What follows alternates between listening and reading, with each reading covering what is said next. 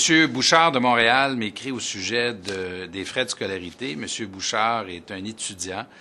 Dans son courriel, ça vaut la peine de vous dire qu'il décrit sa situation comme étant une situation où il travaille, lui, 15 heures par semaine. De toute évidence, M. Bouchard paie lui-même ses frais de scolarité, ses frais.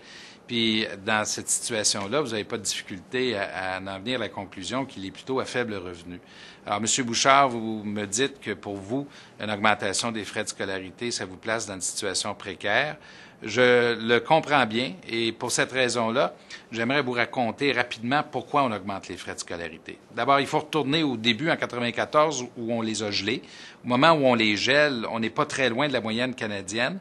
Les frais de scolarité au Québec en ce moment, c'est plus de 1 660 $ par personne. La moyenne canadienne est de 5 000 $.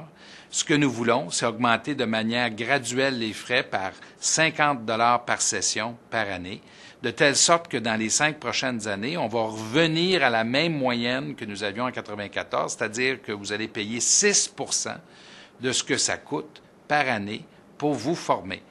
En même temps, nous allons bonifier le programme de prêts et bourses parce que je ne veux pas que vous, M. Bouchard, ou aucun autre étudiant au Québec soit privé de l'occasion d'avoir accès à de l'enseignement postsecondaire, collégial, universitaire, faute de moyens financiers. Pour nous, c'est un principe très important et cette nouvelle politique va nous permettre d'avoir davantage de fonds pour l'enseignement postsecondaire et de faire en sorte que le financement soit équitable.